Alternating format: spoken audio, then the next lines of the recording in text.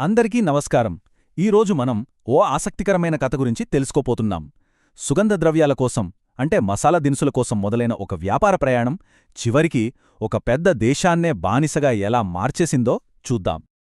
అవును, వినడానికి ఆశ్చర్యంగా ఉన్నా ఇదే అసలు ప్రశ్న. కేవలం మిరియాల కోసం మొదలైన ఒక చిన్న ఆశ ఏకంగా ఒక సామ్రాజ్యానికి ఎలా దారితీసింది? ఈ కథేంటో చూద్దాం. సరే, ఈ కథను మనం ఒక 5 భాగాలుగా విడగొట్టి చూద్దాం. ముందుగా సంపదకు దారులు ఎందుకు మూసుకుపోయాయో తెలుసుకుందాం. ఆ తర్వాత పోర్చుగల్ వాళ్ళు సముద్ర మార్గాన్నెలా కనిపెట్టారు, దానివల్ల మసాలా దినుసుల కోసం ఎలాంటి పోటీ మొదలైంది, ఈ పోటీలో బ్రిటన్ ఎలా గెలిచింది, చివరిగా వ్యాపారం కోసం వచ్చిన వాళ్ళు దేశాన్ని పాలించే స్థాయికెలా వెళ్లారు, ఇవన్నీ వివరంగా చూద్దాం. సరే, కథలోకి వెళ్ళిపోదాం. అసలు యూరోపియన్లకు అంత దూరం సముద్రాలు దాటే ఇండియా రావాల్సిన అవసరమేమొచ్చింది? వాళ్ల సంపదకు దారి ఎందుకు, ఎలా మూసుకుపోయింది? ముందు అది చూద్దాం. చూడండి, శతాబ్దాలుగా యూరప్కి ఇండియా మసాలా దినుసులంటే పిచ్చి. మన మిరియాలు, యాలకులు, లవంగాలు అక్కడ బంగారంతో సమానమన్నమాట. ఈ వ్యాపారం వల్లే వాళ్లకు బోలెడంత సంపదొచ్చేది. అంతా బానే ఉంది అనుకుంటున్న టైంలో క్రీస్తు శకం 1453లో కథ అడ్డం తిరిగింది. ఒట్టోమోన్ సామ్రాజ్యం కాన్స్టాంటినోపుల్ అనే నగరాన్ని ఆక్రమించుకుంది. ఈ దెబ్బతో ఏమైందంటే యూరప్ నుంచి ఇండియాకి భూమి మీదగా వచ్చే మెయిన్ రూట్ క్లోజ్ అయిపోయింది, కట్టయిపోయింది. ఇక అంతే, ఆ భూమార్గం మూసుకుపోవడంతో వాళ్లకు లాభాలు తెచ్చిపెట్టే మసాలా దినుసుల వ్యాపారం ఒక్కసారిగా ఆగిపోయింది. ఇప్పుడు వాళ్ల ముందున్నది ఒకే ఒక్క ఆప్షన్: సముద్రం మీదగా ఇండియాకి కొత్త దారిని కనిపెట్టాలి. అంతే, వేరే దారి లేదు.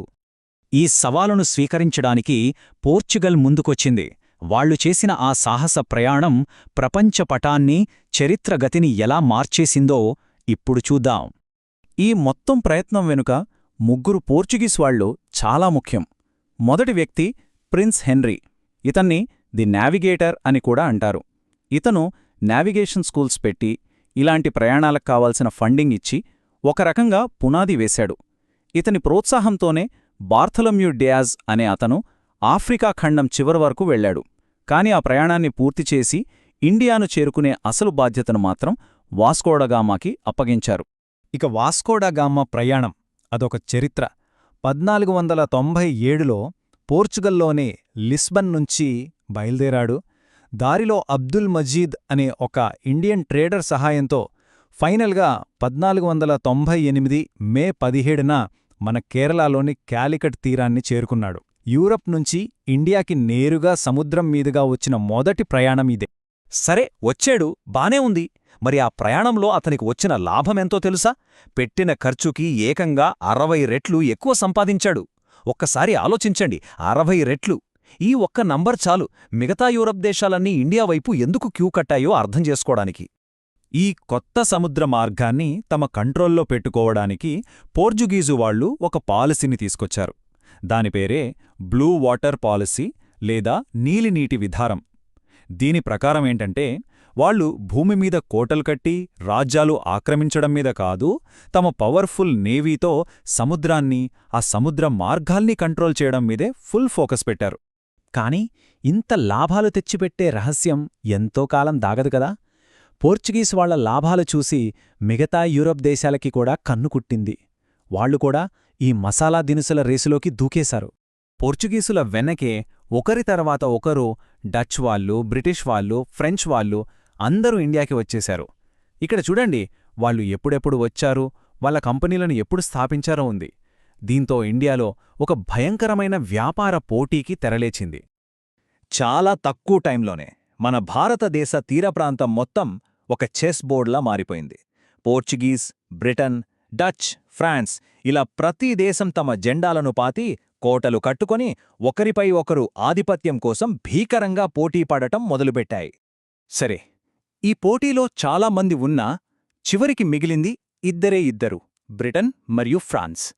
ఈ కార్పొరేట్ పోటీ ఒక దేశాన్ని ఆక్రమించుకోవడానికి జరిగే యుద్ధంగా ఎలా మారిందో ఇప్పుడు చూద్దాం. బ్రిటిష్ వాళ్లకి, ఫ్రెంచ్ వాళ్లకి ఒక మేజర్ డిఫరెన్స్ ఉంది. రాబర్ట్ క్లైవ్ లాంటి బ్రిటిష్ వాళ్ల ఫోకస్ అంతా వ్యాపారం మీద, డబ్బు సంపాదించడం మీద ఉండేది. కాని ఫ్రెంచ్ గవర్నర్ డూప్లే ఆలోచనలు వేరు. అతనికి ఇండియాలో ఒక ఫ్రెంచ్ సామ్రాజ్యాన్నే స్థాపించాలని పెద్ద కోరిక ఉండేది. సరిగ్గా ఈ తేడానే వాళ్ళిద్దరినీ యుద్ధానికి దారితీసింది. బ్రిటిష్ వాళ్ళు యుద్ధం కంటే కుట్రలనే ఎక్కువగా నమ్ముకున్నారు. రాబర్ట్ క్లైవ్ చాలా తెలివిగా అప్పటి బెంగాల్ నవాబు సిరాజుద్దౌలా కోట్లో ఉన్న గొడవల్ని కనిపెట్టాడు. నవాబు మీద కోపంగా ఉన్న కీలక వ్యక్తులతో, అంటే అతని సైన్యాధిపతి మీర్ జాఫర్, ఇంకా బెంగాల్లోనే అత్యంత ధనవంతుడైన బ్యాంకర్ జగత్ సేఠ్తో ఒక సీక్రెట్ డీల్ కుదుర్చుకున్నాడు. అందుకే 1757 జూన్ 23న జరిగిన ప్లాసీ యుద్ధం అసలు యుద్ధమే గాదు, అదొక పక్కా ప్లాన్ ప్రకారం జరిగిన నాటకం. యుద్ధం మొదలవ్వగానే ముందుగా అనుకున్నట్లే నవాబు సైన్యాధిపతి మీర్ జాఫర్ తన సైన్యాన్ని తీసుకుని సైలెంట్గా పక్కకు తప్పుకున్నాడు. ఇంకేముంది, క్లైవ్కి చాలా ఈజీగా గెలుపు దొరికింది. మాట ఇచ్చినట్లే మీర్ జాఫర్ను ఒక కీలుబొమ్మ నవాబుగా గద్దెనెక్కించాడు. చూడ్డానికి ఇదొక చిన్న గెలుపులా అనిపించినా దీని ప్రభావం చాలా పెద్దది. భారతదేశంలో బ్రిటిష్ సామ్రాజ్యానికి పునాది పడింది ఇక్కడే. ఈ ఒక్క సంఘటనే మన దేశం దాదాపు 200 ఏళ్లపాటు బానిసత్వంలోకి వెళ్లడానికి మొదటి అడుగయింది. ఇక ప్లాసీ యుద్ధం తర్వాత ఈస్టిండియా కంపెనీ కేవలం ఒక వ్యాపారం చేసే కంపెనీలా కాకుండా ఒక పాలకుడిలా మారటం మొదలుపెట్టింది. వ్యాపారం కోసం వచ్చిన వాళ్లు పాలించే శక్తిగా ఎలా మారారో ఆ చివరి అంకాన్ని ఇప్పుడు చూద్దాం. ప్లాసీ యుద్ధం కుట్రతో గెలిస్తే, బక్సర్ యుద్ధం మాత్రం నిజమైన సైనిక బలంతో గెలిచింది. బ్రిటిష్ వాళ్ల పెత్తనాన్ని సహించలేని కొత్త నవాబు మీర్ ఖాసిం, మొఘల్ చక్రవర్తి షా ఆలం II, ఇంకా అవధ్ నవాబుతో కలిసి ఒక పెద్ద సైన్యాన్ని తయారుచేశాడు. కాని 1764 అక్టోబర్ 22న జరిగిన యుద్ధంలో జనరల్ మన్రో నాయకత్వంలోని బ్రిటిష్ సైన్యం ఆ ముగ్గురి సైన్యాన్ని చిత్తుచిత్తుగా ఓడించింది. ఆ ప్రాంతంలో బ్రిటిష్ వాళ్లకి ఎదురులేకుండా పోయింది. ఈ గెలుపుతో ఏమైందంటే, మొఘల్ చక్రవర్తే స్వయంగా బ్రిటిష్ ఈస్టిండియా కంపెనీకి బెంగాల్లో పన్నులు వసూలు చేసుకునే హక్కును ఇచ్చేశాడు అధికారికంగా.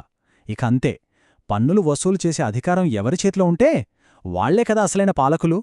ఆ దెబ్బతో కంపెనీ ఒక వ్యాపార సంస్థ నుంచి రాజ్యంగా మారిపోయింది.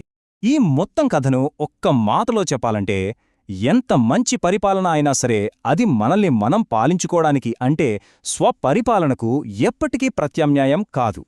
సరే, ముగించే ముందు ఒక్క ప్రశ్నతో వదిలేస్తానో, ఒక వ్యాపారం చేసే కంపెనీ ఒక సామ్రాజ్యాన్ని కట్టడం మొదలుపెట్టినప్పుడు ఆ వ్యాపారం ఎక్కడ ముగుస్తుంది, ఆక్రమణ ఎక్కడ మొదలవుతుంది? ఈ ప్రశ్నకు సమాధానం గురించి ఆలోచిస్తూ ఉండండి. మరో ఆసక్తికరమైన అంశంతో మళ్ళీ కలుద్దాం.